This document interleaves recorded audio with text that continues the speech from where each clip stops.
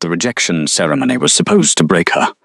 The winter solstice brought a bitter, howling cold that clawed violently at the ancient iron-wrought gates of the Grand Temple.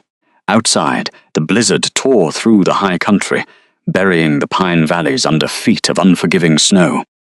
The wind shrieked through the mountain passes, beating against the thick stone walls like a wounded animal demanding entry. But inside the cavernous depths of the sacred sanctuary, the air was suffocatingly thick. It was heavy with the collective body heat of 1,000 wolves, the rich, cloying smoke of burning myrrh, and the sharp, metallic tang of pure anticipation. This was the absolute center of the Valdra kingdom, and tonight it was a place of execution, not of a life, but of a soul. Seren Vantrell stood at the center of the obsidian dais, a lone, frail figure engulfed in the sheer scale of the architecture. Above her, the vaulted stone ceiling disappeared into impenetrable shadows, jagged stalactites hanging over the crowd like the bared teeth of some massive sleeping beast. Below her, the polished floor was glacial, a slab of ancient mountain rock that sent spidery patterns of ice creeping up her bare calves.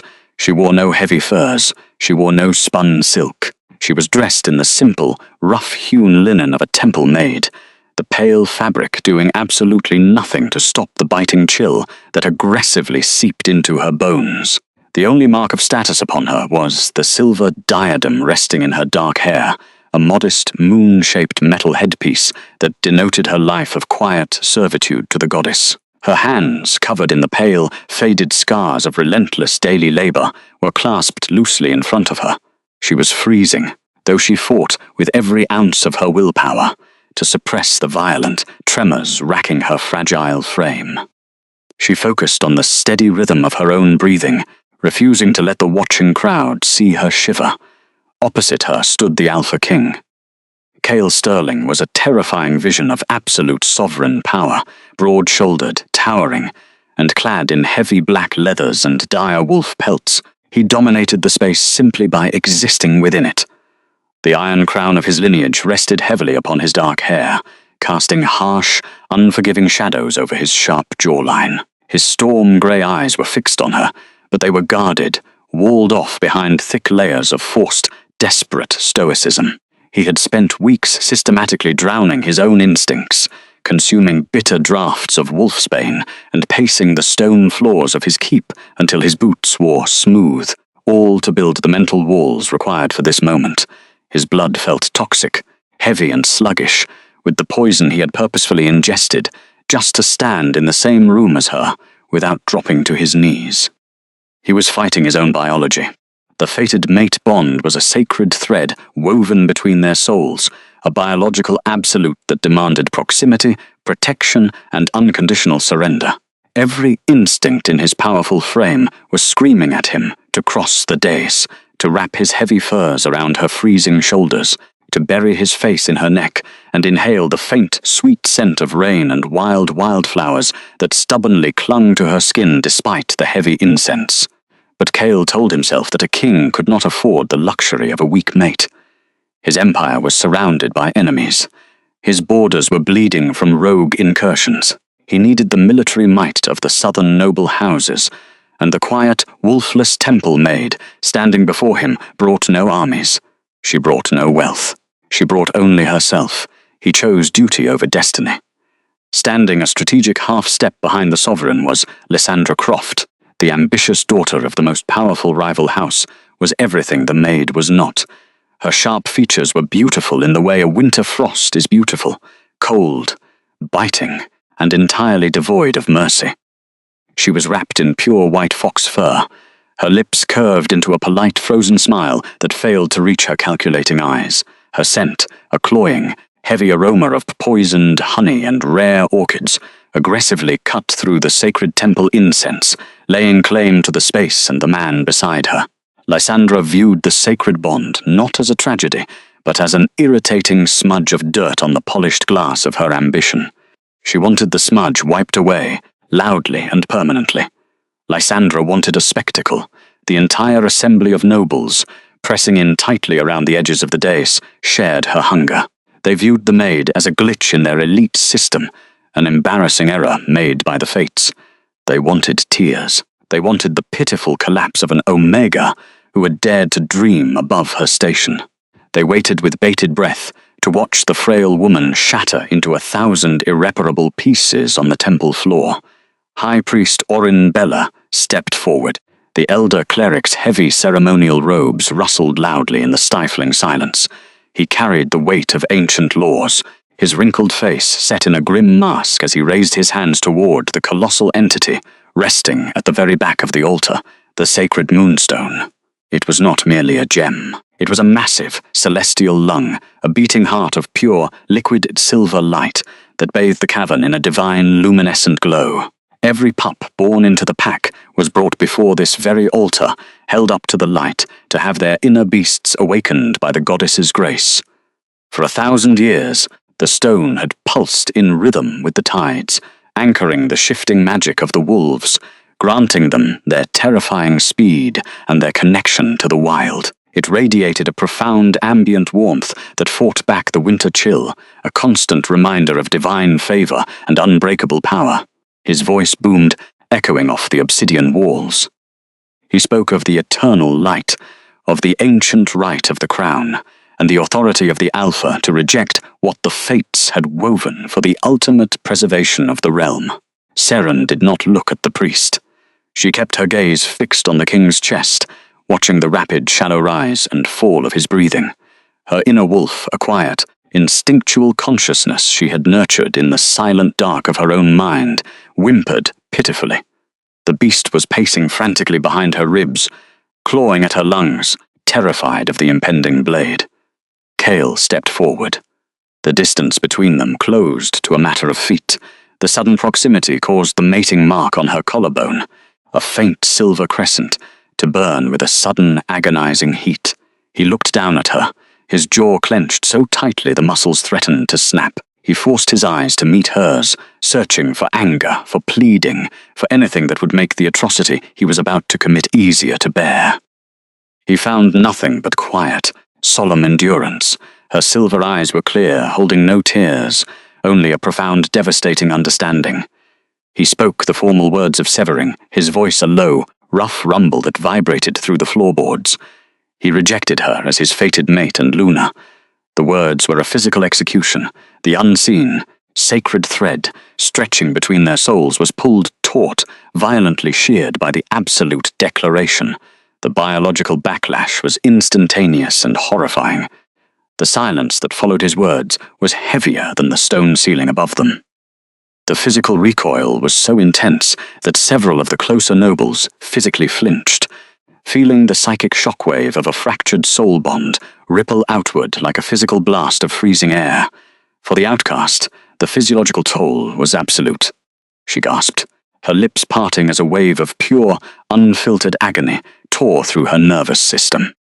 It felt as though someone had poured molten iron directly into her veins, instantly followed by the shattering chill of a frozen lake. Her knees buckled for a fraction of a second. Her vision blurred, the edges of the grand cavern turning to a fuzzy, roaring static.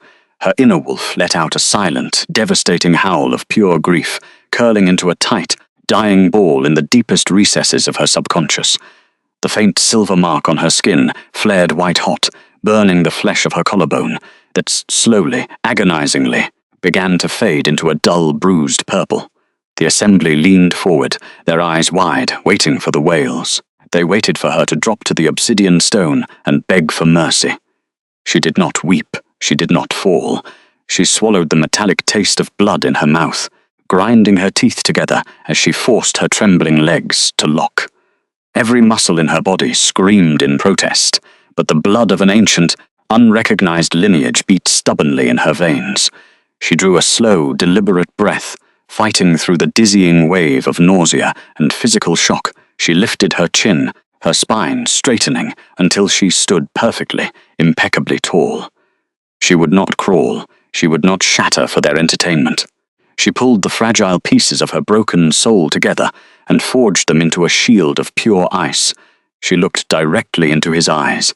She saw the sudden, terrifying flash of regret that spiked in his pupils as the reality of the severed bond hit his own nervous system. an agonizing biological recoil he had not fully prepared for. She spoke 2 words, quiet, steady, unshaken, I accept. A collective, shocked murmur rippled through the grand cavern. Lysandra's frozen smile faltered for a fraction of a second, a flicker of genuine irritation crossing her perfectly sculpted face. She had wanted absolute victory. She had wanted to see the maid humiliated, broken, weeping on her hands and knees. Instead, she was looking at a woman who wore her destruction like a heavy, unseen crown. The outcast turned her back. The physical effort required to turn away from her fated mate was monstrous. It went against every biological imperative, every instinct woven into her DNA. Her muscles were heavy and sluggish, resisting the command to leave his proximity, but she forced her bare right foot forward. Then her left. Seren was very good at being unseen. She walked away, the rhythm of her bare feet, slapping softly against the polished obsidian, echoed loudly in the stunned silence of the temple. The crowd of elite werewolves, the very people who had mocked her existence for years, instinctively parted like the sea. They pulled their heavy furs and silk garments tight against their bodies as she passed, their eyes tracking her with a strange, unsettling mixture of awe and unease. She did not rush, she did not run. She walked with the slow, measured grace of a queen descending from a throne, her gaze fixed entirely on the heavy iron doors at the far end of the hall. The air grew colder with every step she took away from the dais. The ambient warmth of the celestial gem faded from her skin, replaced by the biting draft of the winter storm pouring in from the open gates. The spidery patterns of ice on the floor seemed to reach up, trying to freeze her ankles and drag her down, but she kept moving. She raised her rough, labor-scarred hands, clutching the thin fabric of her shawl tightly around her shivering shoulders. The silver diadem remained firmly seated atop her head, humming with a strange, isolated warmth against her freezing scalp, the only thing keeping her tethered to consciousness. Back at the altar, Cale was entirely paralyzed. He stood frozen, staring at her retreating back. He had expected the severing to bring clarity. He had expected to feel the unburdening of a political chain, the absolute freedom to rule his kingdom without distraction. Instead, his chest seized with a violent, crippling agony. The air in his lungs turned to ash. His inner beast, an ancient and terrifying predator, snarled in absolute blind panic, throwing itself against the cage of his ribs as it watched its other half walk away. It clawed at his insides, tearing his mental walls to shreds. He wanted to move. He wanted to shout her name. He clenched his fists at his sides, the heavy leather of his gloves groaning under the immense pressure, his knuckles turning bone-white. He dug his boots into the stone, forcing himself to stay rooted, terrified of the feral instinct that demanded he tear through the crowd and drag her back to the altar. Lysandra murmured his name, stepping closer, her hand reaching out to touch his arm. He flinched violently, stepping away from her touch as if her fingers were forged from hot iron. He could not look at her. He could only watch the small, frail silhouette of the woman in grey as she neared the temple exit, feeling a massive, invisible hemorrhage bleeding out from his chest. High Priest Orin Bella cleared his throat, desperately trying to salvage the atmosphere of the royal ceremony. He raised his heavy wooden staff, preparing to speak the blessing of the new union, to legitimize the new bride's place beside the Alpha. He began to speak of the grace of the eternal light, his voice trembling slightly in the tense air, but the words died in his throat. A sudden, terrifying shift occurred in the atmospheric pressure of the grand cavern. It was not a sound, but a profound absence of one. The air was violently sucked from the room, leaving a vacuum of suffocating, unnatural silence. The hair on the back of every wolf's neck stood on end. The rich scent of myrrh instantly soured.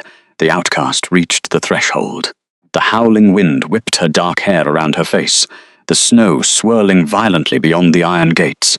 She did not pause. She did not cast a single glance over her shoulder at the kingdom that had discarded her. She lifted her right foot, her bare heel leaving the polished stone of the temple, and stepped out onto the frozen, snow-covered earth of the wild. The exact fraction of a second her foot cleared the boundary. The cosmic shift occurred. The sacred moonstone, the ancient, pulsing heart of the southern realm, stuttered. The rhythmic celestial lung that had breathed life and magic into the pack for generations simply stopped. The brilliant, blinding liquid silver light that bathed the cavern walls flickered. Once, twice, a deep, agonizing hum reverberated through the very bedrock of the mountain. It was a vibrational death throes that shook the dust from the vaulted ceiling, the sound of an ancient divine machine violently powering down. Then the light drained away. It did not fade slowly into a gentle twilight. It was violently retracted, as if the goddess herself had reached down from the heavens and ripped the soul out of the mountain. The light was snuffed out in an instant, sucked back into the core of the stone like blood retreating from a corpse. The massive celestial gem died. The profound, ambient warmth that had protected the temple evaporated in a heartbeat. What was left resting upon the obsidian altar was nothing more than a colossal, lifeless chunk of cold, grey granite. The divine favor vanished, severed as completely and violently as the mate bond. Absolute darkness collapsed upon the pack. The sudden absence of the magic was a crushing physical weight. The ambient energy that hummed constantly in the blood of every werewolf in the cavern was violently ripped away. The comforting scent of burning myrrh was instantly swallowed by the acrid, undeniable stench of mass, feral panic. The darkness was not just the absence of light. It was an oppressive, suffocating entity, a physical manifestation of divine abandonment. Chaos erupted in the pitch-black cavern. The absolute darkness stripped the elite werewolves of their arrogance in a matter of seconds. The lords and ladies who had sneered in their silks were reduced to terrified, blind creatures. Voices raised in panic, shouting for guards, for torches, for the cleric. The temperature drop was lethal. Frost began to rapidly spider web across the obsidian floor, creeping up the walls, freezing the condensation of their panicked breaths. The sacred warmth was gone, and the brutal reality of the winter solstice came crashing into the cavern. High Priest Orin Bella dropped to his knees. The heavy wooden staff slipped from his trembling, ancient fingers, clattering loudly against the freezing floor. He scrambled forward in the dark, his hands frantically feeling the surface of the dead grey granite, his breath coming in short, hyperventilating gasps. Desperate to pierce the suffocating veil of pitch-black blindness, the High Priest called upon his inner beast, pushing his magic outward in a frantic attempt to shift his physical form. He needed his wolf's glowing eyes. He needed the primal night vision to find the goddess's light. But as he reached inward, clawing for the familiar, burning presence of his ancient wolf, his mind met nothing but a hollow, agonizing void. The psychic space where his beast had resided for 80 years was entirely empty. A profound, icy terror seized his chest. He gasped, falling back onto his heels as the physical realization hit his nervous system. "My wolf," Orin whispered, the sound cracking with absolute, unfiltered terror in the pitch black. "My wolf is gone." All around him in the freezing dark, the sounds of similar panic began to echo. Elite pack warriors, reacting on sheer survival instinct, were grunting and straining, violently attempting to summon their own beasts to fight the unnatural cold and defend their king. One by one, their efforts dissolved into horrified, breathless whimpers. They were trapped in their human skin. The ancient, shifting magic of the Valdra kingdom was completely dead. Orin stared into the pitch-black void, where the beacon of their civilization had stood just a breath before, whispering in absolute terror that the goddess had closed her eyes to them. Kale staggered backward, clutching his chest as if he had been pierced by a physical blade. The cold was sinking into his bones, a deep, unnatural freeze that had nothing to do with the winter wind howling through the open gates. His eyes were wide, staring into the suffocating dark where his empire's greatest treasure had just died. He tried to call upon his own legendary alpha beast, only to feel the sickening emptiness of a cage that had been blown wide open and left abandoned.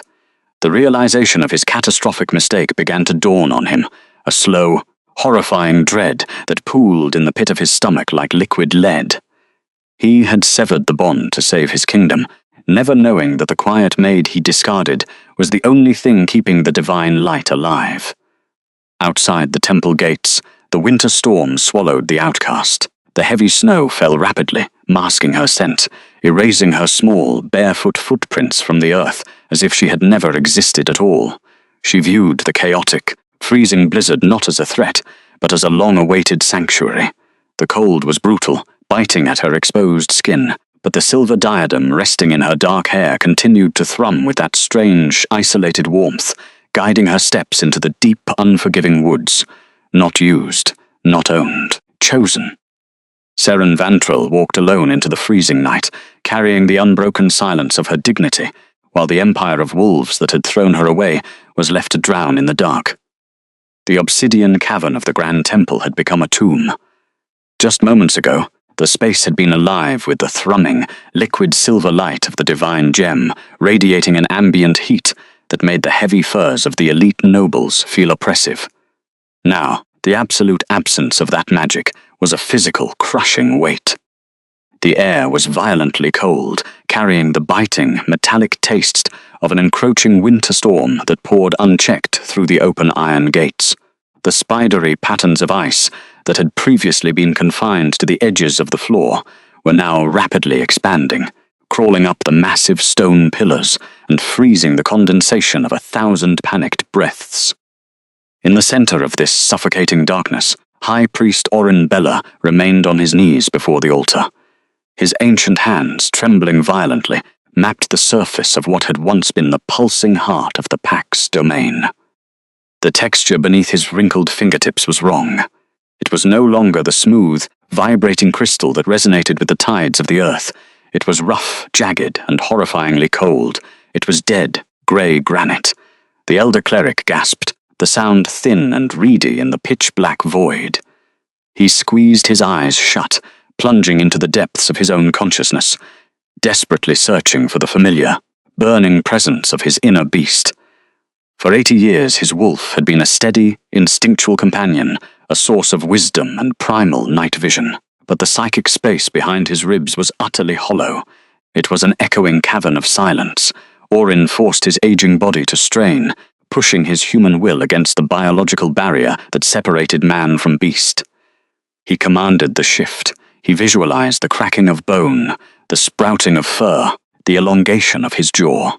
He prayed for the golden glow of wolf eyes to cut through the terrifying gloom. Nothing happened. A sickening wave of nausea washed over him as the realization set in. He was entirely locked in his fragile, elderly human skin. The divine right of the goddess had been violently revoked. A few paces away, the Alpha King was experiencing his own physiological nightmare.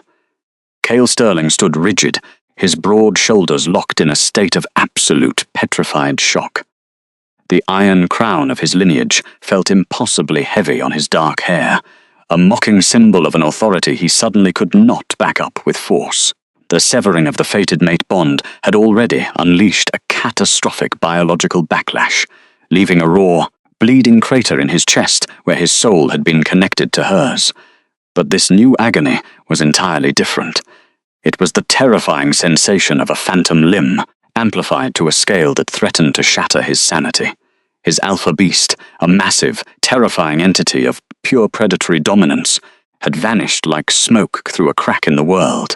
Cale clenched his fists so tightly that the leather of his gloves groaned in the sudden silence. He gritted his teeth, the muscles in his sharp jawline twitching with suppressed panic. He drew a deep, ragged breath of the freezing air and forced his dominant will downward into his own blood. He demanded the transformation. He was the sovereign. He was the apex predator of the realm. He commanded his muscles to tear, his spine to lengthen, his blood to boil with the ancient, shifting magic. He braced himself for the familiar, agonizing ecstasy of the transition. Instead, a sharp, pathetic spasm racked his human spine. His knees buckled slightly as a wave of profound weakness flooded his nervous system. The magic was gone. His veins felt sluggish, filled with cold, ordinary human blood. The immense physical strength that had allowed him to intimidate rival warlords was completely absent, leaving him feeling hollowed out and terrifyingly mortal. He staggered slightly in the dark, his heavy boots, scraping loudly against the frost-covered obsidian. "Cale," a voice hissed near his shoulder. Lysandra Croft reached out, her gloved fingers grasping the thick dire wolf pelt draped over his arm. The ambitious daughter of the rival house was trying desperately to maintain the facade of control. Her sharp features, usually beautiful the way a winter frost is beautiful, were completely invisible in the pitch black, but her proximity brought a wave of her signature scent. However, without the ambient magic of the sacred gem to sustain it, the aroma of poisoned honey and rare orchids had rapidly soured. It now smelled cloying, sharp, and distinctly like decay. "Cale, command the guards," the new bride demanded, her voice tight, betraying a thin layer of rising hysteria beneath her polite, frozen veneer. "Have them light the torches. Shut the iron gates. The cold is unbearable. We cannot be seen cowering in the dark." He flinched violently at her touch, jerking his arm away as if her fingers were coated in acid. The physical contact was repulsive to his raw, traumatized nervous system. He could not speak. He could not form the words to tell her that the guards were just as blind, just as terrified, and just as human as they were. All around them, the elite warriors of the pack were groaning in the darkness, their heavy armor clanking as they collided with one another, their frantic attempts to summon their wolves ending in breathless, panicked whimpers. The atmosphere of the grand sanctuary had devolved into absolute madness. The nobles who had sneered at the quiet temple maid just moments prior were now reduced to weeping, shivering masses of flesh. The temperature drop was lethal, plunging far below freezing in a matter of minutes. Without their inner beasts to regulate their body heat, the werewolves were rapidly succumbing to the brutal reality of the winter solstice. The elder cleric finally found his voice. It was a broken, devastating sound that echoed above the chaos. The goddess has closed her eyes, Orin wept, his forehead resting against the freezing granite of the dead stone. "We are severed. We are empty. The light has abandoned us." Cale stared blindly toward the heavy iron doors at the far end of the hall, the exact spot where he had watched the fragile barefoot woman disappear into the blizzard. A horrifying dread pooled in his stomach, heavy and toxic. He had severed the sacred thread woven between their souls, stretching, tearing, bleeding it out on the altar of his political ambition. He had done it to secure his borders. He had done it to protect his crown. But as the freezing darkness consumed his people, the devastating truth locked its jaws around his throat. He had not saved his kingdom, he had executed it. Far beyond the panicked chaos of the dying temple, the winter storm roared through the high country. The wilderness was an unforgiving expanse of deep, shadowed pine valleys and treacherous, snow-covered ridges. The blizzard showed no mercy, whipping the falling snow into a blinding white frenzy that erased the horizon. The temperature was low enough to freeze a grown man's blood in his veins within the hour. Yet, Saren Vantrell kept walking. She moved with a slow, hypnotic rhythm, her bare feet sinking deep into the freezing powder with every step. The simple, rough-hewn linen of her dress offered absolutely zero protection against the shrieking wind, but she did not shiver. The violent tremors that had racked her fragile frame back on the obsidian dais had completely ceased. Her survival defied every biological law of the realm. The secret lay resting in her dark hair. The silver diadem, the modest metal headpiece she had worn as a symbol of quiet servitude, was no longer a simple ornament. It was alive. A soft, luminescent silver light pulsed gently from the metal, casting a faint, ethereal glow over her pale features. The headpiece thrummed with a profound, isolated warmth, radiating a steady stream of divine energy directly into her freezing scalp. The heat traveled down her spine, flowing through her sluggish veins, keeping the frostbite at bay.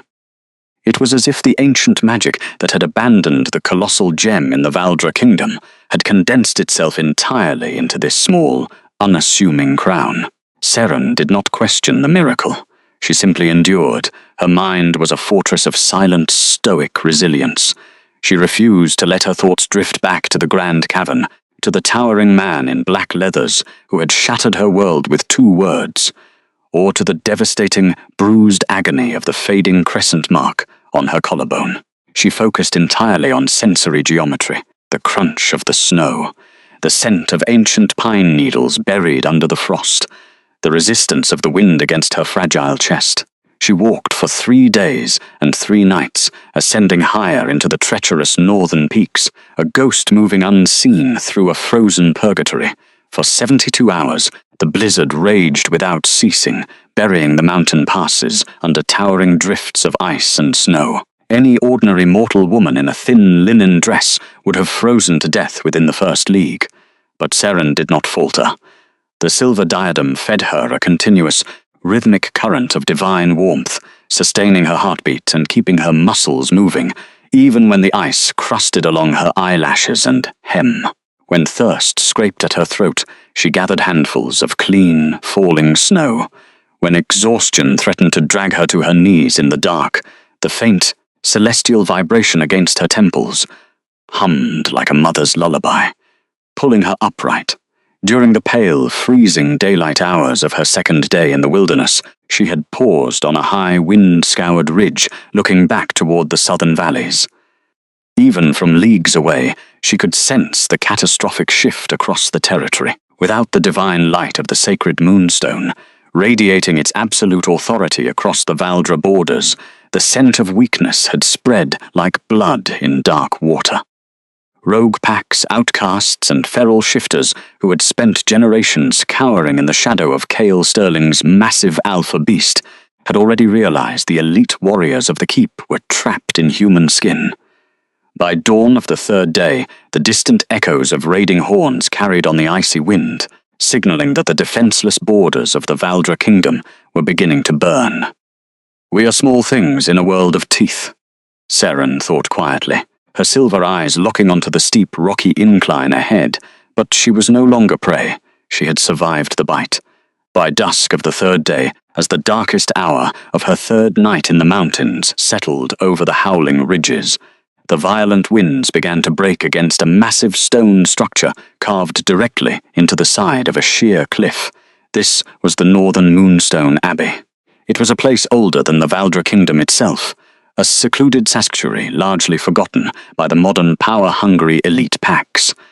It was heavily fortified, surrounded by a thick wall of dark mountain rock, its heavy wooden doors banded with cold iron. The barefoot maid stopped before the towering entrance. Her muscles were screaming in exhausted agony, the divine warmth of the diadem barely able to compensate for the sheer physical toll of 72 hours of continuous climbing. She reached out, her rough, labor-scarred hand pressing against the frozen iron of the door. She did not knock. She simply leaned her weight against the ancient wood and waited. Almost instantly, the heavy internal latch groaned. The massive door swung inward with a slow, heavy creak, revealing a narrow corridor illuminated by the warm, golden flicker of candlelight. The air that rushed out to greet her was thick, with the rich, soothing aroma of dried herbs, old parchment, and burning cedar. Standing in the threshold was Mother Eldora Glynn.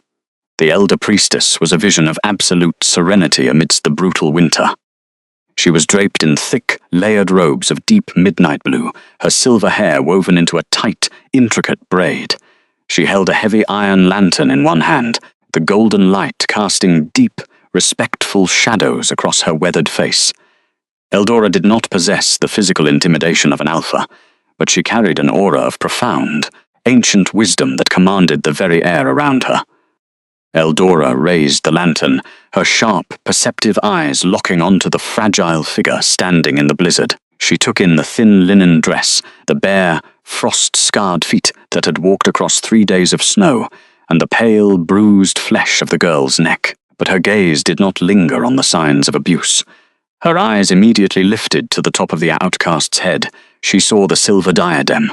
She saw the pure, liquid silver light pulsing from the metal, a divine luminescence that had not been seen in the northern mountains for centuries. A profound, breathless reverence washed over the elder priestess. The lantern in her hand trembled slightly. Eldora did not ask what had happened. She did not demand a name or an explanation. She recognized the undeniable truth, written in the glowing light, and the stoic, tearless endurance of the woman before her. The true lineage had returned. "You have walked a very long way in the dark, child," the older woman whispered, her voice a rich, soothing rumble that carried the comforting weight of a heavy blanket. Seren simply nodded. Her throat was too raw to speak. Eldora stepped aside, bowing her head in a gesture of absolute, unquestioning submission. Enter. The sanctuary is yours. The outcast crossed the threshold. The moment she stepped onto the dry, smooth stone floor of the abbey, the heavy wooden doors swung shut behind her, sealing out the howling blizzard with a resounding, final thud. The sudden silence of the corridor was absolute, a stark, shocking contrast to the violent chaos she had left behind 3 nights ago. Eldora moved with quiet, deliberate efficiency. She set the lantern down on a small wooden table and reached for a massive, thick woolen cloak hanging from a nearby iron hook. She draped the heavy fabric over the shivering girl's shoulders, pulling the rough, warm material tight across her chest. The tactile sensation of the dry wool was overwhelming. It was the first act of genuine, unconditional care the young woman had received in years. "Come," the priestess murmured, gently placing a hand on the small of her back, guiding her deeper into the fortress. The abbey was a labyrinth of quiet, sensory-dense peace. They walked through long, arched corridors lined with towering shelves of ancient leather-bound texts and rows of flickering beeswax candles. There were no guards, there was no posturing, no aggressive sense of dominance or territorial claims. The air was pure, smelling strictly of cedarwood, dried lavender, and the faint ozone crispness of winter magic. They entered a small, secluded chamber located near the heart of the mountain. A massive, stone hearth dominated the room, a roaring fire casting brilliant, dancing shadows across the modest wooden furniture. A large iron kettle hung over the flames, the water inside bubbling softly. Eldora guided the exhausted traveler to a heavy wooden chair, positioned directly in front of the fire. Seren collapsed into the seat, her muscles finally giving way as the immediate need for survival evaporated. She stared blankly into the golden embers, her chest rising and falling in slow, shallow breaths. The contrast between the freezing isolation of the blizzard and the profound, ambient heat of the hearth was jarring, sending prickles of sharp sensation down her numbed limbs. The elder priestess did not hover. She knelt on the stone floor, completely ignoring her own high status within the abbey, and gently lifted the girl's bare, frozen feet. Eldora produced a small earthenware jar of thick, pungent salve, a mixture of crushed pine needles, beeswax, and healing herbs. She began to massage the ointment into the cracked, frost-bitten skin with slow, firm, methodical pressure. The touch was a revelation. It was not the demanding, toxic grip of a political master, nor the reluctant, poisoned proximity of a conflicted sovereign. It was safe, it was steady, it was the quiet, patient labor of a woman who understood that true healing required absolute stillness. As the physical warmth began to return to her extremities, the adrenaline that had sustained the fragile maid across 72 hours of mountain winds finally crashed. Her head lolled back against the wooden chair. Her dark hair spilled over her shoulders, exposing the left side of her neck. Eldora's hands paused. She stared at the collarbone, the mating mark. A faint crescent moon that should have been a vibrant, pulsing silver was a horrific, mottled canvas of bruised purple and angry, inflamed red veins. It looked exactly like a severe, physical burn, the flesh raised and blistered from the violent severing of the soul thread. The priestess's jaw tightened. She recognized the biological wreckage of a rejected, fated bond. The sheer level of physiological agony required to produce such a visceral scar was unimaginable.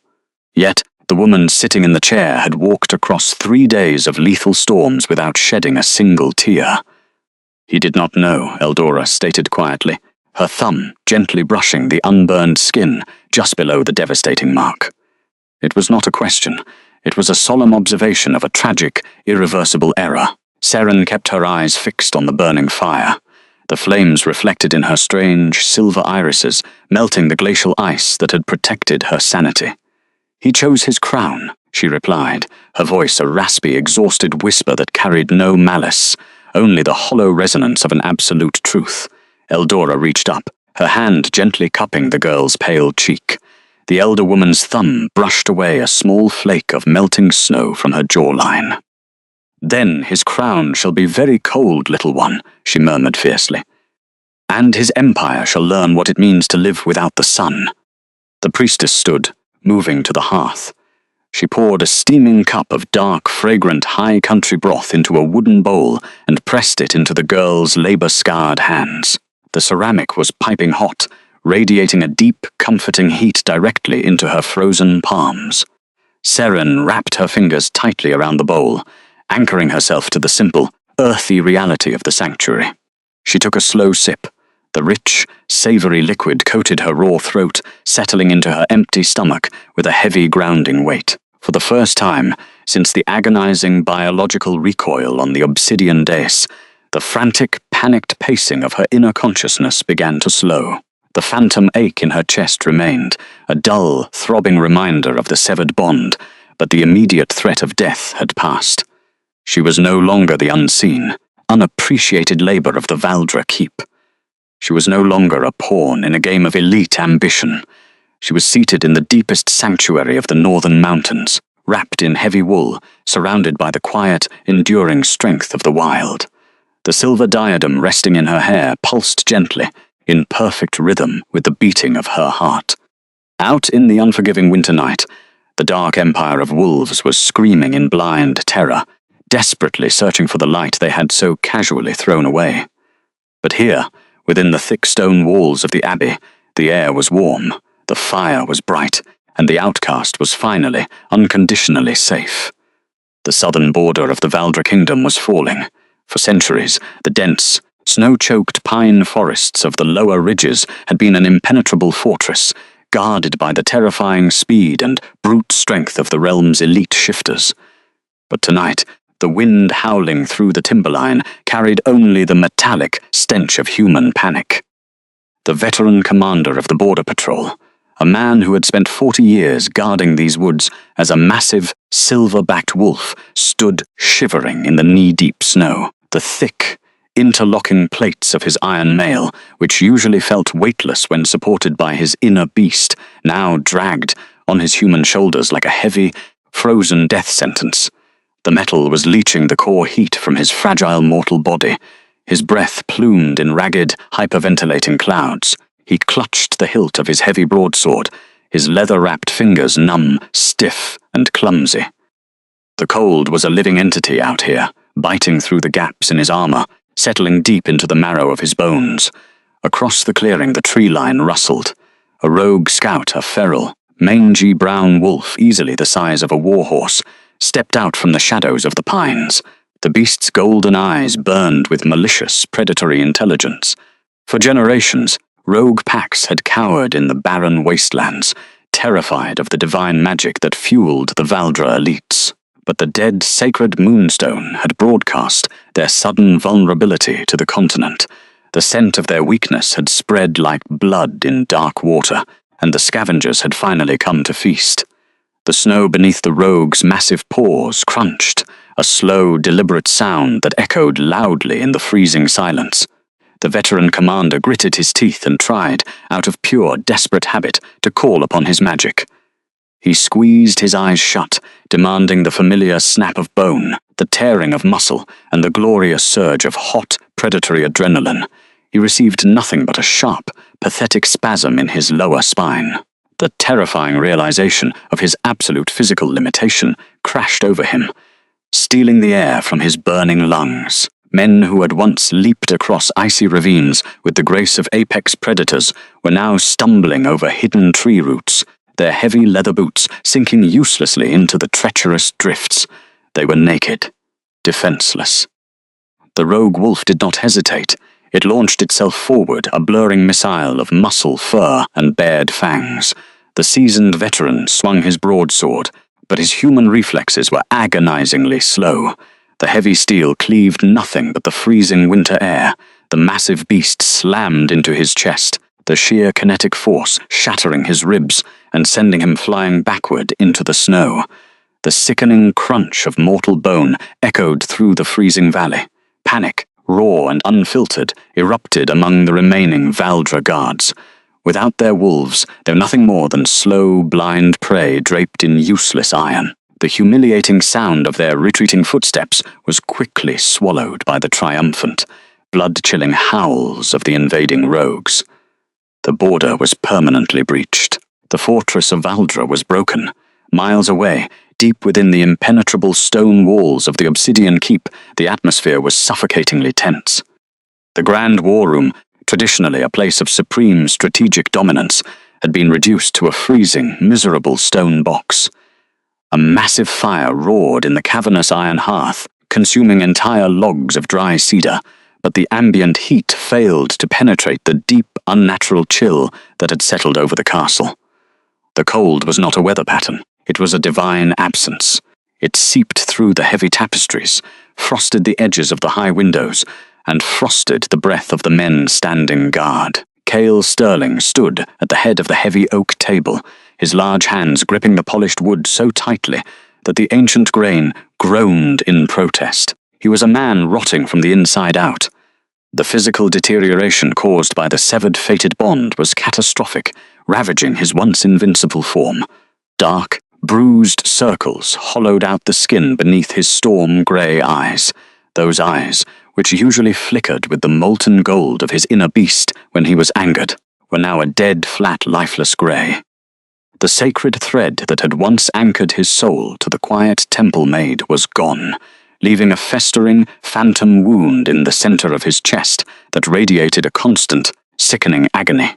Every single time he inhaled, it felt as though he were drawing shattered glass directly into his lungs. His beast was silent. The terrifying, dominant entity that had ruled the kingdom alongside him was gone, trapped in the freezing darkness of the dead sacred moonstone. Cale's skin was pale and drawn, his imposing shoulders hunched against the relentless phantom pain. He could not sleep, he could not eat. The very air of the keep tasted like ash. The heavy oak doors of the war room swung open. Lysandra Croft stepped over the threshold, pulling her luxurious white fox furs tightly around her slender neck. The new bride's sharp features were beautiful, the way a blade was beautiful, impeccably symmetrical, incredibly sharp, and devoid of true warmth. She moved with a calculated, elegant grace, trying desperately to project the authority of a reigning sovereign, but the slight, uncontrollable tremor in her manicured hands betrayed her growing panic. The unyielding cold was affecting her as well, stripping away her arrogant veneer layer by shivering layer. As Lysandra approached the map table, a wave of her signature scent washed over the king. Previously, the aroma of poisoned honey and rare southern orchids had been a symbol of elite political power, a fragrant promise of marching armies and vast territorial wealth. Now, without his wolf's instincts to filter the overwhelming sensory input of the world, the scent hit Cale's raw, traumatized human olfactory system like physical venom. It smelled cloying, artificial, and distinctively of rot. It made his empty stomach churn with violent, instinctual revulsion. He missed the quiet, unassuming scent of cold pine and fresh snow. He missed the subtle warmth of the temple. He missed it with a ferocity that made his bones ache. "My king," Lysandra murmured, her voice a smooth, practiced purr that failed to soothe the frantic, suffocating tension in the room. "The lords are growing restless in the great hall. The cold is making them insolent and deeply afraid. You must send ravens to my father's estate immediately. The Croft armies can march north within the week to reinforce the broken borders."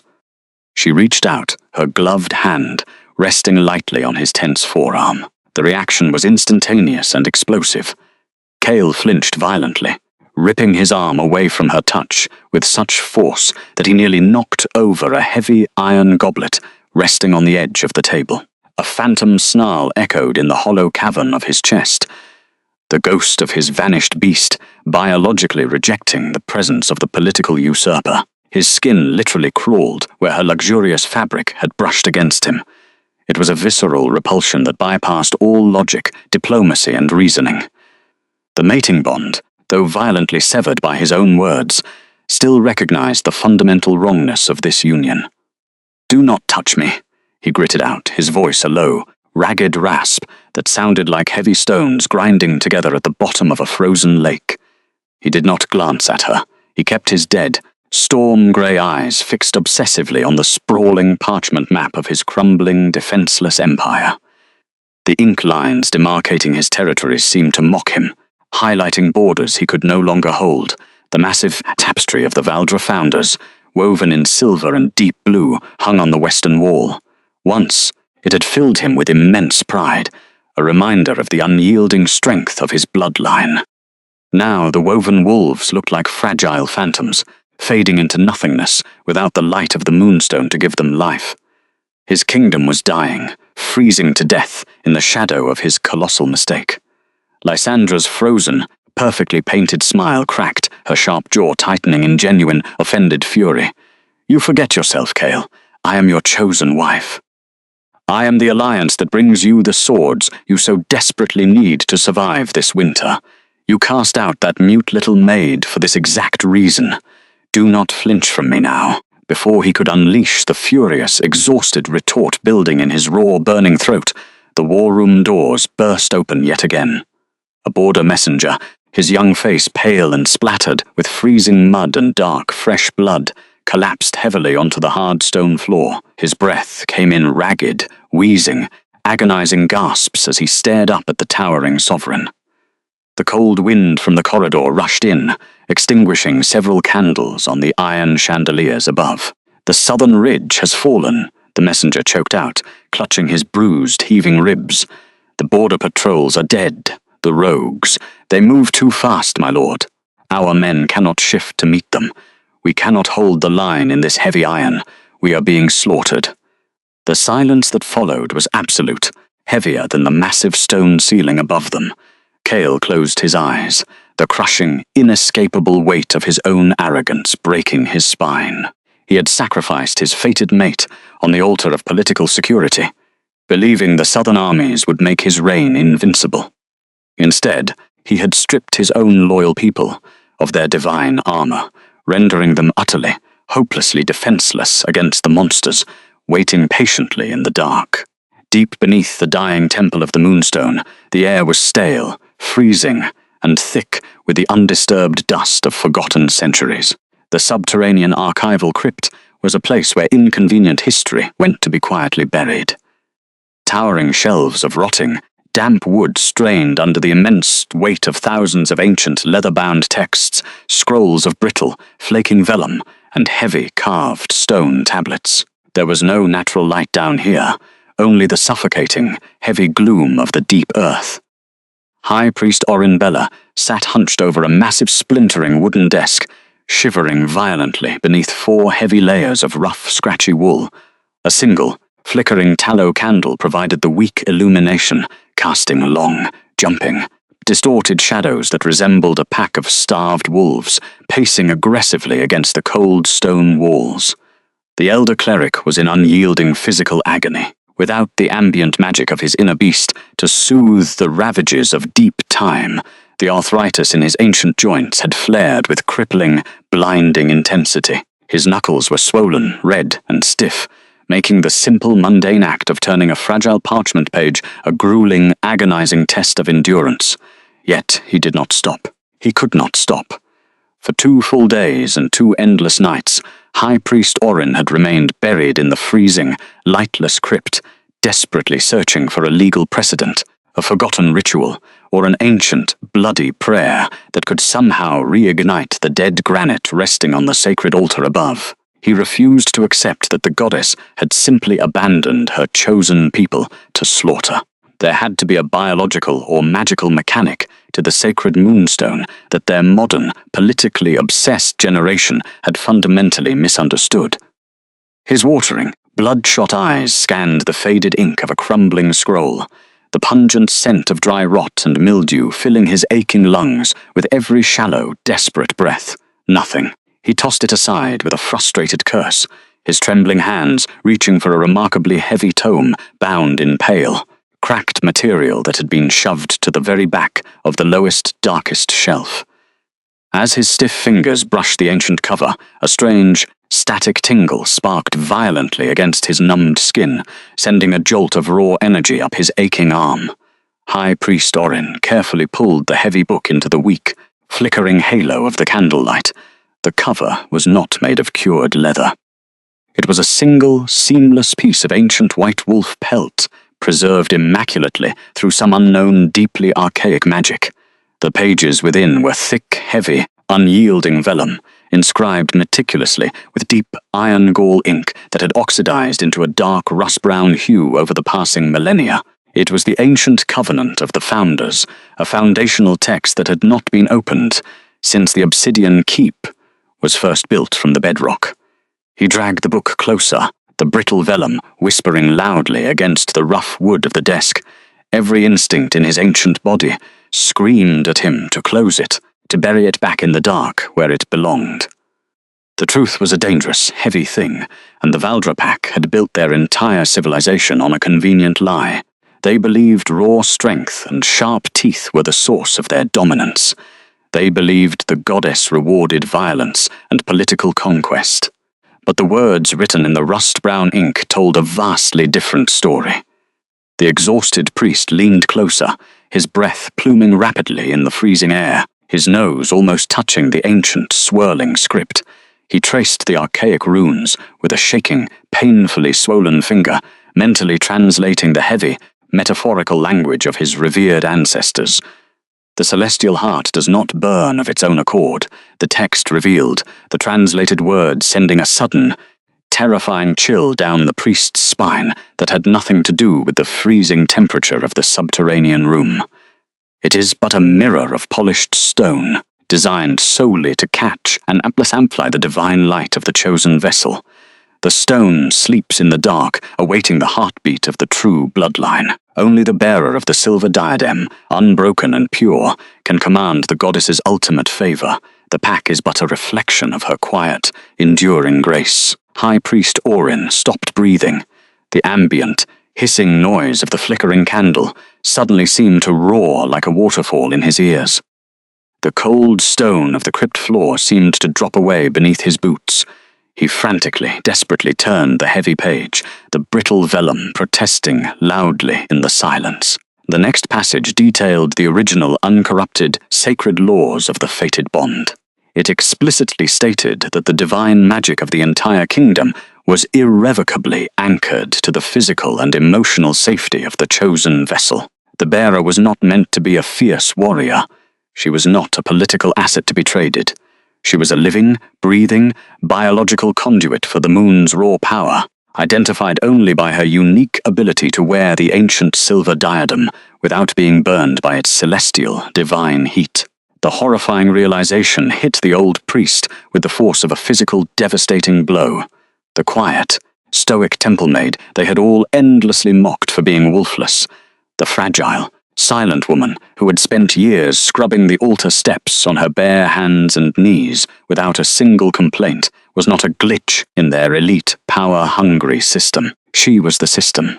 Seren Vantrell was the sole irreplaceable anchor keeping the entire Valdrapak from reverting to ordinary, weak, mortal humans. And Cale Sterling had not just rejected a fated mate to secure a border alliance. He had proudly stood before the entire assembly, invoked the brutal laws of severing, and violently, legally evicted the goddess's chosen conduit from their sacred soil. He had taken the kingdom's divine heart and discarded it in the snow. High Priest Orin let out a ragged, horrified gasp. He slammed the heavy tome shut, clutching it tightly against his chest, as if the ancient book itself were his only remaining lifeline. He pushed himself violently up from the wooden chair, his arthritic knees popping loudly in the quiet, dusty crypt. He did not care about the freezing cold anymore. He did not care about his failing, fragile human heart or his aching joints. Pure adrenaline, fueled by absolute, unadulterated terror, flooded his sluggish veins. He turned and began the agonizing, punishing ascent up the narrow, spiraling stone staircase that led out of the deep archives. His lungs burned like fire with every single step, his thighs screaming in violent protest, but he forced his ancient, broken body upward. He had to reach the war room. The arrogant pride of the sovereign had to be utterly dismantled if any of them were to survive the coming winter. Minutes later, the heavy oak doors of the grand war room slammed open, rebounding loudly off the freezing stone walls. Cale glanced up from the grim map of his bleeding borders, his dead, storm-grey eyes narrowing as the high priest stumbled blindly into the room. Orin was aggressively hyperventilating, his wrinkled face a ghastly shade of pale, but his grip on the white-bound tome was like solid iron. Lysandra, standing safely near the roaring hearth, sneered openly at the unceremonious, frantic intrusion. "Have you lost your mind, old man? The king is convening a vital council of war. You have no place here among the commanders." High Priest Orin ignored the usurper. He staggered forward to the massive oak table, shoving aside the detailed, useless parchment maps of the southern ridges, and slammed the ancient tome down directly in front of the sovereign. He flipped the heavy cover open, his trembling, swollen finger stabbing aggressively at the rust-brown runes. "Look at it!" Orin wheezed, his voice cracking violently with sheer desperation, avoiding any command that would cause a misunderstanding in the sovereign's ears. "Study the words of the ancient founders, Cale. See exactly what you have done."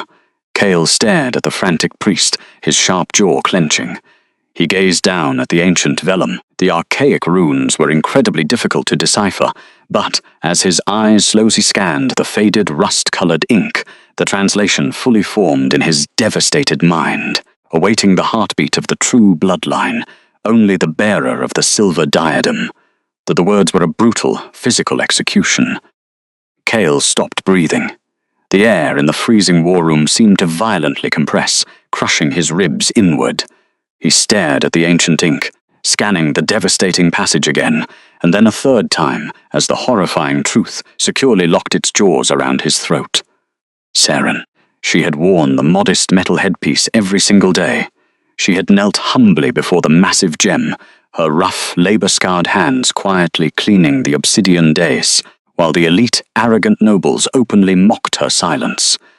The brutal public severing had been designed to shatter her spirit. Everyone expected her to weep, to beg, to collapse. But Seren didn't. She had accepted his brutal public rejection without shedding a single pitiful tear, carrying the unwavering dignity of a true sovereign who knew her immense worth even when the entire world was blind to it.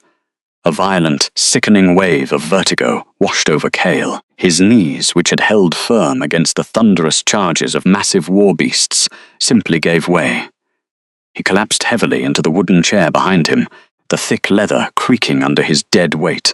He raised his shaking hands, pressing the heels of his palms hard against his sunken eyes, trying in vain to block out the horrifying, unchangeable reality of his own catastrophic arrogance. The silence in the war room was profound, broken only by the crackle of the burning cedar and the ragged, shallow breathing of the sovereign. Lysandra took a step back, her sharp eyes darting between the broken king and the frantic priest. For the first time since she had arrived at the keep, the ambitious bride realized the true, terrifying scope of the disaster she had married into. There was no army large enough to fight a divine curse. There was no political alliance that could force the goddess to return her light. The phantom wolf inside his chest let out a silent, devastating howl of pure, unending agony. The faint, bruised scar of the severed mating mark on his collarbone suddenly flared with a searing, violent heat, physically branding him with the permanence of his terrible mistake. He had torn his own empire apart to proudly secure a political crown, only to discover that the quiet, unobtrusive woman he callously threw into the blizzard was the very foundation of his entire world. She was the light, Orin whispered into the suffocating, deadly silence of the war room, tears of sheer terror finally spilling over his wrinkled, weathered cheeks. "And you sent her into the dark." Cale dropped his hands. His face was a mask of unfiltered despair. The strategic political maps, the vast southern armies, the ambitious maneuvering of the rival houses, it all meant nothing now. A name unspoken for 3 days was now growing teeth, tearing him apart relentlessly from the inside out. There was only one path left for the terrifying sovereign of Valdra. He had to walk into the freezing, unforgiving wild, not as a proud, untouchable conqueror, but as a shattered beggar on his knees. He had to go find the woman who was very good at being unseen. The heavy iron gates of the obsidian keep sealed shut behind Cale Sterling, echoing with a resounding, final clang that sounded distinctly like a colossal tomb closing forever. It was the dawn of the second week since the disastrous winter solstice. The sovereign of Valdra stepped out into the howling, unforgiving blizzard, leaving behind a freezing fortress of terrified, human-bound nobles and a newly wedded bride whose very scent now made his stomach violently churn. Lysandra's frantic, aristocratic demands for fires and armies had become a grating, suffocating reminder of his catastrophic failure. He took no guards. He requested no royal escort. His elite warriors were currently bleeding on the southern ridges, stripped of their ancient magic and slaughtered by rogue scavengers. There was no military might left to protect the king. He had to walk into the treacherous northern wilderness entirely alone, carrying nothing but a heavy broadsword he could barely lift, and the crushing, suffocating weight of his own monumental arrogance. Every single step away from the castle was a brutal, agonizing lesson in human frailty. Without the immense, supernatural strength of his alpha beast to support his frame, the thick direwolf pelts draped across his broad shoulders felt like wet, freezing lead. The snow, piled knee-deep across the winding mountain trails, dragged at his heavy leather boots, turning a simple march into an excruciating test of physical endurance. Previously, as a massive shifter, he would have bounded across these icy ravines in a matter of hours, his blood boiling with a predatory heat that melted the frost before it could even touch his skin. Now, the cold was a living, malicious entity. It bit through the gaps in his leathers, seeping directly into the marrow of his mortal bones, leaving his extremities completely numb, stiff, and terrifyingly clumsy. The physiological torment of the severed fated bond amplified the environmental brutality tenfold. The space behind his ribs, where his dominant inner wolf had resided for decades, was a hollow, echoing void. The phantom beast whined incessantly in the dark recesses of his traumatized mind, clawing uselessly at the fragile walls of his human consciousness. On his left collarbone, the bruised, mottled scar of the broken mating mark throbbed with a sickly, inflamed heat. It was a constant, radiating biological agony. Every time he inhaled the freezing mountain air, his chest seized violently, the damaged nerve endings mimicking the sensation of drawing jagged, shattered glass directly into his lungs. He was bleeding from the inside out, slowly dying from a biological hemorrhage that no physical bandage, no royal physician, could ever staunch. As the pale daylight of the first day faded into a pitch-black, suffocating night, the true terror of his vulnerability securely locked its jaws around his throat. Cale experienced the horrifying reality of total sensory deprivation. For his entire adult life, his acute werewolf hearing and heightened olfactory system had mapped the wilderness around him with perfect, crystalline clarity. He could normally smell a snow hare trembling a mile away. He could hear the microscopic shift of falling pine needles. Now he was completely blind and deaf to the deep woods. The dense, snow-choked pine forests were a labyrinth of terrifying shadows. The wind shrieked through the timberline, masking the subtle sounds of snapping twigs and crunching snow that would have warned him of approaching danger. He was no longer the apex predator of the realm. He was simply slow, blind prey. When the distant, blood-chilling howls of rogue scavengers echoed through the valleys below, the terrifying sovereign of Valdra was forced to cower. He huddled beneath the exposed, frozen roots of ancient trees, clutching the hilt of his steel blade with frostbitten, trembling fingers. He saw the glowing, predatory yellow eyes of feral wolves pacing in the distant tree line, analyzing his weakness. He survived one night only by dragging himself through a half-frozen, waist-deep river, the glacial water nearly stopping his heart, just to violently wash away his scent. We are small things in a world of teeth, he thought bitterly, his jaw chattering uncontrollably as he lay shivering in the mud. He had completely forgotten what it meant to be small. He had forgotten the sheer, paralyzing terror of sitting in the dark, waiting to be consumed by monsters. The days bled into a grueling, hallucinatory blur of ice and unending agony. By the 10th day, Cale was starving, his stomach a hollow cavern of cramping pain. By the 12th, his lips were cracked and bleeding, his face hollowed out into a ghastly mask of frost and bruised purple shadows. He survived solely by consuming handfuls of dirty snow and chewing on the bitter, frozen bark of pine saplings. He could not stop moving. If he sat down for too long, the lethal chill of the winter storms would permanently freeze the sluggish, ordinary human blood in his veins. The only thing driving his broken, decaying body forward was the desperate, all-consuming need to reach the secluded sanctuary. The memory of her quiet endurance grew teeth, tearing at his sanity with every passing mile. He remembered the way the fragile temple maid had scrubbed the altar steps, her labor-scarred hands moving with diligent, unseen grace while the pack mocked her. He remembered the raw, devastating clarity in her silver eyes when he spoke the formal words of severing. The ritual of repudiation was meant to destroy her. He had fully expected the frail Omega to shatter, to weep, to beg for a pathetic place at his feet. Instead, she had absorbed the catastrophic biological shockwave with perfect, unwavering stoicism. She had worn her destruction like a heavy, invisible crown, turning her back on his cruelty, while he had shattered his own empire for a political alliance that tasted like poison and rot. On the dusk of the 15th day, the violent, shrieking winds finally broke against a massive stone structure carved directly into the side of a sheer northern cliff. The northern Moonstone Abbey loomed through the blinding whiteout, its heavy wooden doors banded with dark, frozen iron. Cale stumbled toward the entrance, his vision swimming with dark, fuzzy static. His legs, pushed leagues past the limits of mortal endurance, finally gave out. The ruined Alpha collapsed heavily against the iron-banded doors, his broad shoulders sliding down the rough, frozen wood. He raised a trembling, frost-bitten fist, his knuckles split, raw and bleeding, and knocked weakly against the ancient barrier. It was a pathetic, hollow sound, quickly swallowed by the roaring blizzard. He slumped into the snow, fully expecting to die on the threshold of his own salvation. But within seconds, the heavy internal latch groaned in response. The massive doors swung inward, spilling a brilliant, warm wave of golden candlelight out onto the bloody snow. Cale fell forward, catching himself on his hands and knees on the dry, smooth stone floor of the Abbey's corridor.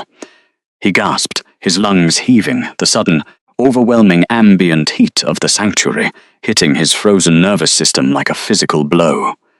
The sudden temperature shift caused thousands of tiny, agonizing needles to prickle across his numbed skin. The air was incredibly pure, thick with the rich, soothing aroma of dried lavender, ancient parchment, and burning cedarwood. Standing above him in the threshold was Mother Eldora Glynn. The elder priestess was draped in deep, midnight blue robes, her silver hair woven into an intricate, austere braid. She held a heavy iron lantern, casting long, judgment-filled shadows across her weathered face. She did not bow. She did not utter a formal greeting to the man who legally ruled the continent. Eldora simply looked down at the shivering, filthy, broken creature bleeding on her polished floor, her sharp eyes cataloguing the physical wreckage of his unforgivable arrogance. "You have traveled far from your dead stone, King of Valdra," the older woman murmured, her voice a low, rumbling echo of absolute unyielding authority. She did not offer him a hand to help him rise. She merely stepped aside, allowing the freezing man to drag himself completely over the threshold before pushing the heavy doors shut against the storm, sealing them into the quiet warmth. Cale tried to stand, bracing his frozen hands against the floor, but his muscles violently refused to bear his weight. He staggered, leaning heavily against the stone wall of the corridor, leaving a dark smear of melting snow and blood on the masonry. "Where is she?" He rasped, his throat so incredibly raw that the words emerged as a wet, desperate wheeze. I must see her." Eldora studied him for a long, terrible moment, her face a mask of solemn pity mixed with ancient disdain. "The Alpha King crawls into my halls as a shivering boy," she noted softly, shaking her head. Then, without another word, she turned and walked deeper into the labyrinth of the mountain sanctuary. The king pushed off the wall, dragging his heavy, snow-caked boots across the stone, following the flickering golden light of her lantern like a starving man blindly chasing a phantom. they approached a set of heavy wooden doors leading to the inner, most secluded chamber of the abbey. The elder priestess pushed them open, revealing a room dominated by a massive roaring stone hearth. But it was not the cedar fire that provided the true, profound illumination in the space. Seren Vantrell was seated in a high-backed wooden chair, facing the doorway. The visual shock of her presence drove the breath entirely from Cale's lungs. The outcast was dressed in simple, flowing white linen, her dark hair cascading freely over her shoulders.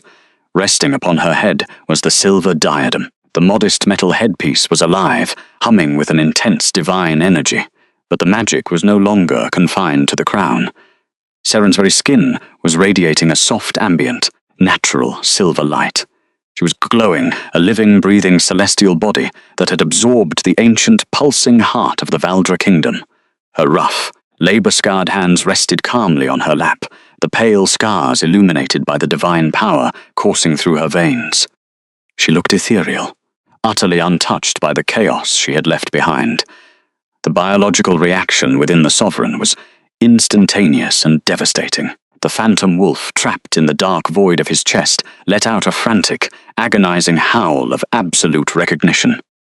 The bruised, inflamed severing mark on his collarbone burned with a sudden searing white-hot intensity, screaming for reconnection, demanding that the physical proximity be immediately bridged.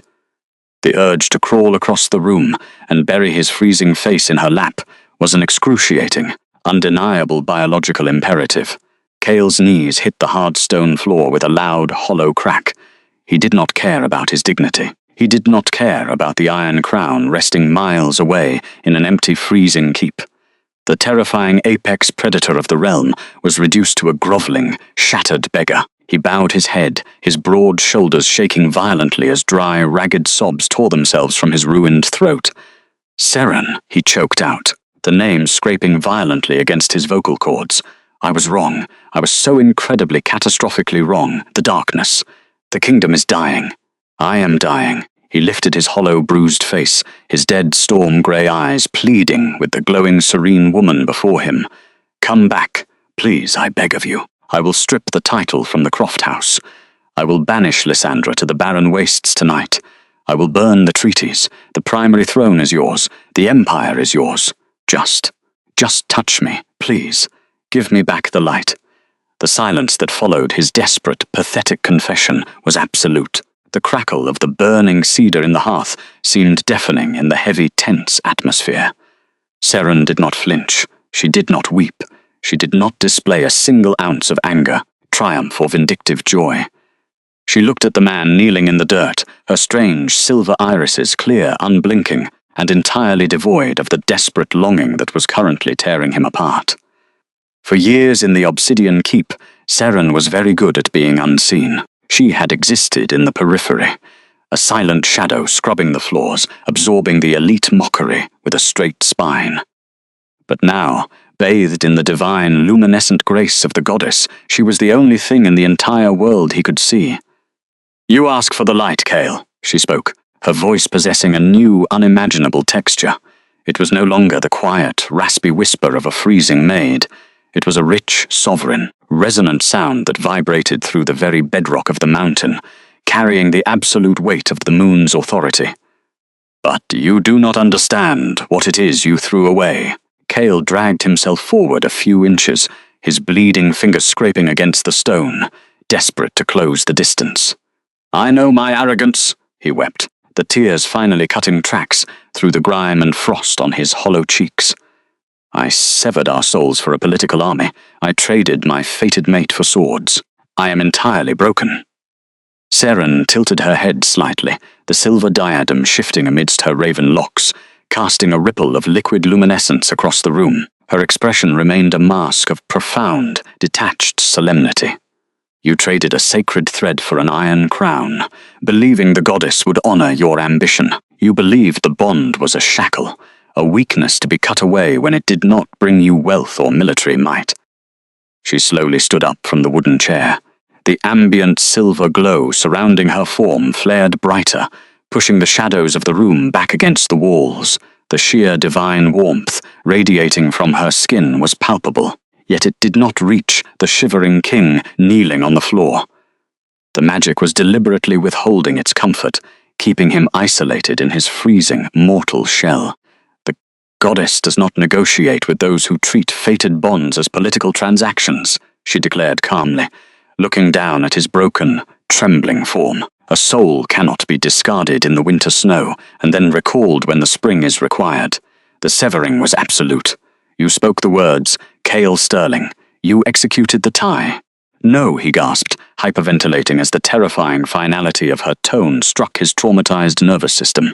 No, the fates chose us. We are bound. I will atone. I will spend the rest of my life on my knees to mend the fracture. Just come home. This is my home, the outcast replied, gesturing gracefully to the quiet, cedar-scented sanctuary around her. I have found the warmth that your empire denied me. I have found the respect that your elite nobles laughed at. Mother Eldora stood silently in the corner of the room, her hands folded beneath her heavy blue robes, serving as a protective, unwavering witness to the sovereign's total humiliation. She did not need to intervene. The fragile woman who had arrived barefoot and freezing was now wielding her quiet dignity like an impenetrable shield of pure celestial ice. Seren took a single step closer, pausing just out of his physical reach. Cale held his breath, his bruised chest heaving, praying for her rough, scarred hand to reach out and soothe the burning agony on his collarbone, but she simply looked down at him, her gaze piercing through the superficial layers of his royal authority, seeing nothing but the terrified mortal man beneath. I am not a bargaining chip to save your crumbling borders, she stated, her voice echoing with final, devastating clarity. I am not a tool to reignite your dead stone. I am no one's pawn, no one's property. I am divinely anointed. The words slammed into Cale like a physical avalanche. The soft, natural silver light, pulsing from her skin, flared with absolute validation, blinding him for a fraction of a second. The biological truth of the universe settled heavily into the freezing void of his chest. He could not command her. He could not politically maneuver her. The terrifying sovereign of Valdra was entirely powerless, left kneeling in the cold dust of his own making, staring up at a woman who had finally claimed her true, untouchable crown. The absolute finality of her declaration hung heavily in the cedar-scented air. Cale Sterling's mortal lungs hitched, fighting a desperate, losing battle against the suffocating weight of his own profound guilt. The ambient, luminescent glow radiating from Seren's skin did not burn like a physical fire, but to his raw, traumatized nervous system, it felt like staring directly into the heart of a dying sun. He squeezed his storm-grey eyes shut. The bruised, purple flesh beneath them twitched violently. A pathetic, ragged sob tore its way up his ruined throat. He had come here expecting a negotiation. He had dragged his freezing, dying body across 15 days of lethal blizzards, believing that his iron crown still held some universal value, that the quiet, overlooked maid would ultimately bend to the overwhelming gravity of his royal authority. Instead, he found himself crashing against a fortress of pure, unyielding ice. Every ragged breath he drew tasted of copper and frost. For 2 long weeks, the severed fated bond had been bleeding him dry from the inside out. Without the ambient warmth of his true mate, his blood had turned to freezing sludge. His veins cracked like brittle glass under the relentless assault of the winter cold.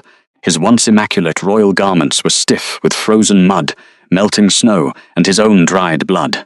His hands, which had once wielded the heaviest broadswords in his entire domain, now shook uncontrollably. He had arrogantly believed that power resided in the grand war room of the Obsidian Keep, in the political alliances brokered with Lysandra Croft. But power, true, biological, devastating power, it was standing right in front of him, dressed in simple white linen, completely unaffected by the freezing altitude. The phantom wolf trapped in the dark, hollow void of his chest whimpered pathetically. It threw itself against the fragile cage of his ribs, a frantic, desperate animal clawing at the remnants of his sanity. It begged the human alpha to fix the catastrophic error. But the biological mechanics of the universe were absolute. The crescent-shaped scar on his collarbone throbbed with a sickly, inflamed heat. A permanent, searing brand of his failure. He had spoken the words of severing. He had taken the sacred thread woven between their souls, stretching, tearing, bleeding, and sheared it in front of the entire Valdra assembly to appease the ambitious, toxic demands of Lysandra Croft. Seren Vantrell did not gloat. She did not raise her voice to berate the shivering, filthy man bleeding on the polished stone floor. The total absence of malice in her demeanor was somehow infinitely more devastating than any furious scream could ever be. She simply looked down at him with those clear, silver irises, her gaze entirely detached. The girl who had once spent hours on her hands and knees, scrubbing the obsidian dais of his grand temple, silently enduring the mockery of his elite nobles, was gone. The submission that had once bent her spine had been replaced by an unbreakable, vertical grace. The outcast turned away. The soft, rustling sound of her white linen dress, brushing against the stone floor, echoed loudly in the quiet chamber. She walked past him with the slow, measured grace of a celestial being. Her bare feet made absolutely no sound. The ambient, divine warmth she carried shifted with her, leaving Cale instantly plunged back into the bitter, unnatural chill of his own mortal isolation. The temperature drop was so violent that Cale's teeth cracked together. His nervous system shrieked in absolute protest. He reached out a trembling, frost-bitten hand. His split, bleeding knuckles stretched desperately toward the hem of her simple gown. He needed just a fraction of a second of contact. He needed to feel the divine heat, to soothe the violent internal hemorrhage bleeding out from his severed bond. But his stiff, clumsy fingers grasped nothing but empty air. His arm collapsed, hitting the floor with a dull thud. The polished stone was unforgiving. It reflected the pathetic image of a broken sovereign. "Show him the truth of the mountain, child," Mother Eldora murmured from the shadows.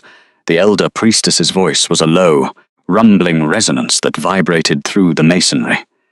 She did not look at the broken alpha. Her sharp, ancient eyes were fixed entirely on the glowing figure of the true vessel. Seren did not pause. She continued her deliberate pace across the inner chamber, moving toward a set of massive, iron-banded doors at the far end of the hall. These doors did not lead back out to the treacherous mountain passes. Cale had just barely survived. They opened directly into the Abbey's ancient, enclosed courtyard, a sacred space that bled seamlessly into the deep, untouched pine forests of the northern peaks. The cedar-scented air grew thicker, heavy with the promise of wild, untamed magic. Mother Eldora stepped forward. Her sturdy boots scraped against the stone as she grasped the heavy iron handle of the wooden door. She pulled the massive barrier open. The atmospheric shift was immediate and breathtaking. The violent, shrieking blizzard that had terrorized the high country for 2 weeks had inexplicably broken around the sanctuary. The wind was completely dead. Instead of a blinding whiteout, the open doors revealed a crisp, flawlessly clear winter night. The sky above the towering pines was a vast, bottomless canvas of deep indigo, scattered with thousands of hard, glittering stars. The moon hung massive and full over the ridges, casting a brilliant liquid silver illumination across the untouched snowdrifts. The contrast between the warm, cedar-scented hearth behind them and the sharp, ozone-rich cold of the wild ahead was a sensory shock. It was a cold that smelled of ancient earth and frozen pine, completely devoid of the decaying rot of the southern kingdom. Seren stepped out onto the frozen stone of the courtyard. The biting frost did not affect her. The silver diadem resting in her dark hair pulsed in perfect rhythm with her heartbeat, feeding a continuous, rhythmic current of divine warmth directly into her veins. She stood bathed in the natural moonlight, a fragile, glowing silhouette against the immense scale of the ancient timberline. Her skin radiated a soft, bioluminescent heat that pushed back the freezing air, creating a microclimate of absolute safety around her. Cale forced his broken body to move, driven by a blind, pathetic compulsion to stay within the radius of her light. The alpha dragged himself on his hands and knees across the floor. His heavy, snow-caked boots scraped loudly against the stone. He reached the threshold, his breath plumbing in ragged, hyperventilating clouds as the sharp mountain air bit into his hollow cheeks. He collapsed against the heavy wooden doorframe. His chest heaved. His dead grey eyes stared out into the silent moonlit courtyard. The stone beneath his hands was like solid ice, drawing the last reserves of body heat from his trembling frame. Then the deep woods began to move. It was not a sudden, chaotic rush. It was a slow, deliberate, and entirely synchronized emergence that sent a wave of absolute, paralyzing terror crashing over the ruined Alpha's nervous system. The heavy, snow-laden branches of the ancient pines rustled softly. The profound silence of the night was broken by the rhythmic, crushing sound of massive paws breaking the icy crust of the snowdrifts. Cale's human instincts screamed in blind panic. He frantically pawed at his side, his numb, clumsy fingers searching for the hilt of his heavy broadsword. But he had left the useless weapon buried in the snow outside the front gates. Even if he held it, his sluggish, mortal blood and trembling muscles could not lift the steel. He was completely defenseless, a frail, shivering piece of meat waiting to be torn apart in the dark. He shrank back against the doorframe, bracing for the agonizing bite of rogue scavengers. But these were not the feral, mangy brown wolves that were currently slaughtering his elite warriors on the southern borders. Massive, ancient beasts stepped silently out of the tree line. They were horrifyingly large, easily dwarfing the massive warwolves of the Valdra elite.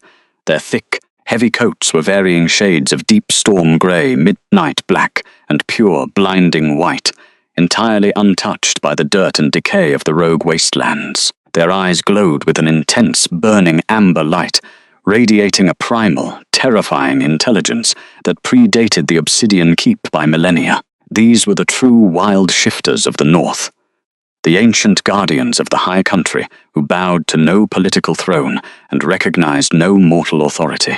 Because they did not draw their magic from a colossal gem locked in a southern temple, they were entirely unaffected by the death of the sacred moonstone. Their shifting abilities were anchored directly to the living, breathing conduit of the goddess's grace. There were dozens of them, then hundreds. They poured silently from the shadows, their massive forms surrounding the courtyard in a vast, unbroken circle of predatory muscle and bared teeth. The sheer kinetic pressure of their collective presence made the air incredibly dense, suffocating Cale's lungs.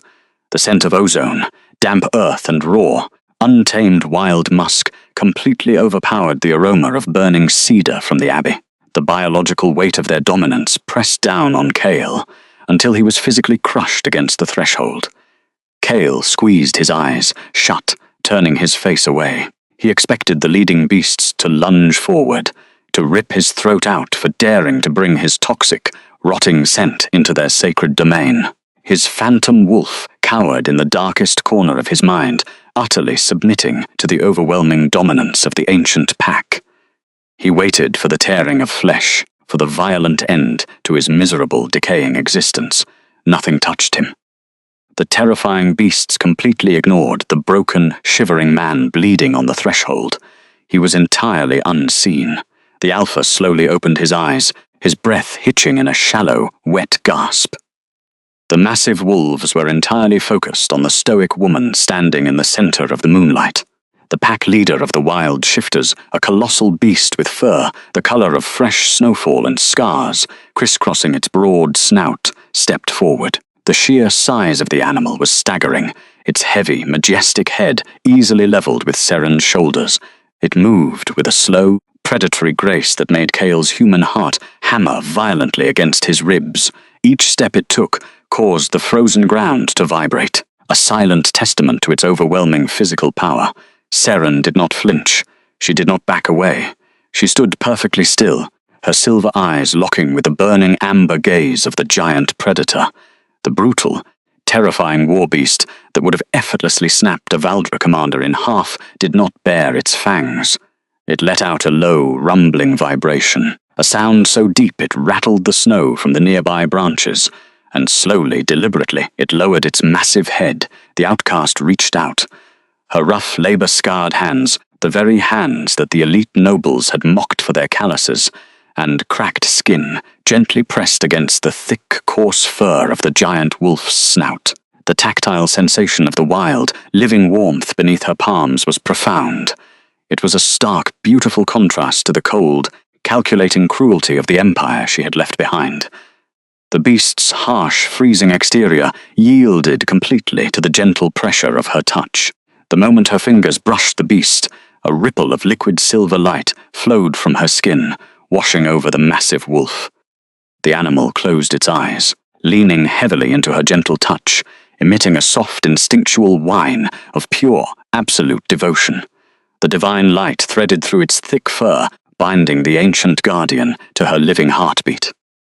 As if responding to an unseen divine command, the entire perimeter of ancient wolves moved in unison.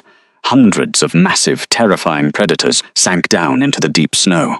They tucked their heavy tails, lowered their ears, and pressed their bellies flat against the frozen earth. The entire wild forest bowed in absolute, unquestioning submission to the quiet maid in the white linen dress. Cale stared at the impossible scene, his mind violently fracturing. The visual confirmation of her supreme authority shattered the last remaining delusions of his arrogance.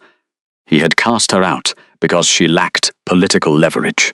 He had thrown her away because she did not bring a standing army of heavily armored shifters to secure his borders.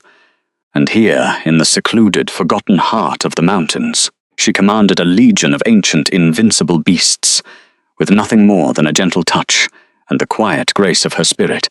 She was the chosen conduit. She was the sovereign of the wild, and he was a ruler of nothing.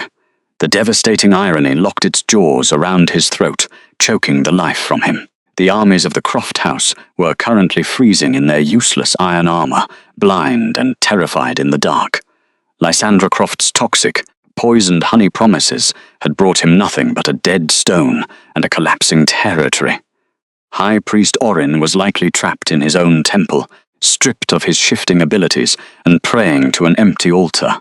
The true power, the absolute, undeniable mandate of the goddess, had been sleeping in Cale's own servant quarters for years, waiting patiently to be recognized. Seren slowly turned her head, her silver eyes finding the broken man cowering in the doorway. She did not smile. She did not offer him a second chance. The boundary between them was now an impassable chasm of divine law and mortal consequence. "Your territory is freezing in the dark." Cale Sterling, she spoke, the resonant, sovereign texture of her voice carrying effortlessly across the silent, bowing pack. "Your people are trapped in human skin, bleeding on borders you cannot defend. You chose the cold geometry of a political crown over the living warmth of the fated thread." She withdrew her hand from the giant wolf's fur. The massive beast immediately stepped forward, placing its colossal, scarred body between the glowing woman and the doorway.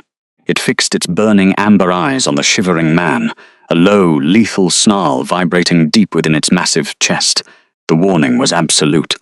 One more inch toward the true vessel, and the wild pack would tear him into unrecognizable shreds. "Go back to your keep," Seren dismissed him, her tone carrying the finality of a closing tomb. "Go back to your chosen bride. The sacred moonstone you worship is dead, and the goddess does not reside in Valdra anymore." The elder priestess did not hesitate.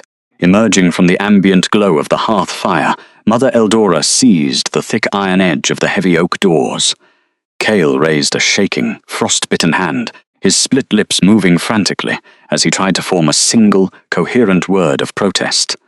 He tried to scream that he would stay in the snow, that he would gladly freeze to death on her threshold just to remain near the light. But his ruined vocal cords produced nothing but a pathetic, wet rasp. The cold was already claiming his extremities, turning his fingers black and numb. "The audience is over, mortal," Mother Eldora stated coldly. The heavy wooden doors swung shut with a resounding, thunderous boom. The latch fell heavily into place, sealing the warmth, the light, and the divine sanctuary away forever. Cale was instantly plunged back into the pitch-black, suffocating isolation of the corridor. The ambient heat evaporated from his numbed skin in a matter of seconds, leaving him entirely exposed to the brutal, unnatural chill of his own decaying body. The scent of cedar and pine vanished, replaced entirely by the smell of his own freezing blood. He slumped forward, his forehead resting against the freezing iron bands of the closed door. A long, devastating wail of pure, unadulterated grief tore its way out of his hollow chest, echoing uselessly off the uncaring stone walls. He was completely alone. The phantom wolf inside him finally curled into a tight, dying ball and fell silent, surrendering to the overwhelming, permanent reality of the severed bond. The terrifying alpha of Valdra was dead. Only a weak, broken man remained, condemned to crawl back down the treacherous mountain passes and watch his territory slowly bleed out in the dark. Hours later, the sun had not yet begun to rise over the jagged peaks, but the interior of the northern Moonstone Abbey was ablaze with a brilliant, liquid luminescence. The quiet, cedar-scented corridors thrummed with a profound, vibrational energy that seemed to make the very bedrock of the mountains sing.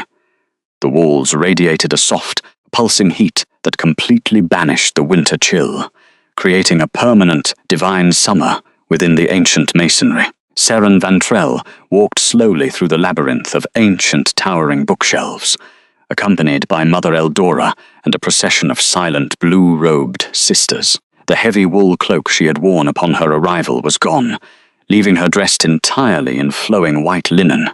The violent, bruising agony on her left collarbone had completely receded, replaced by a smooth, flawless expanse of pale skin. The severed, fated bond no longer haunted her nervous system. The toxic, grasping threads of Cale Sterling's political ambition had been cleanly burned away by the raw, purifying magic of the goddess. They reached the deepest, most secluded heart of the sanctuary. It was a vast, circular chamber carved directly from the living rock of the mountain. Unlike the grand, oppressive cavern of the Valdra Keep, there were no jagged stalactites hanging like bared teeth, no glacial slabs of black obsidian, designed to humble and terrify the weak. This space was intimate, warm, and profoundly safe. The air was thick with the scent of blooming moonflowers, a biological impossibility in the dead of winter. At the exact center of the room rested the ancient altar. It was not a colossal block of dark stone meant for political sacrifices, but a wide, shallow basin carved from pure, unblemished white marble. A steady stream of crystal-clear mountain water flowed gently into the basin, creating a soft, soothing melody that echoed peacefully against the walls. The water glowed faintly, reacting to the proximity of the true conduit. Mother Eldora paused at the edge of the chamber, bowing her head in deep, respectful reverence. She gestured toward the marble basin with a weathered, graceful hand. "The vessel is empty, little one," the elder priestess murmured, her voice thick with raw emotion. "It has waited centuries for the true heartbeat to come back. Fill it." Seren stepped forward, her bare feet gliding over the smooth, warm stone. She did not feel the oppressive, hyper-vigilant exhaustion that had plagued her every waking moment in the Southern Territory. For years she had survived by making herself small, by hiding her intellect, her grace, and her ancient bloodline behind the rough, calloused hands of a temple maid.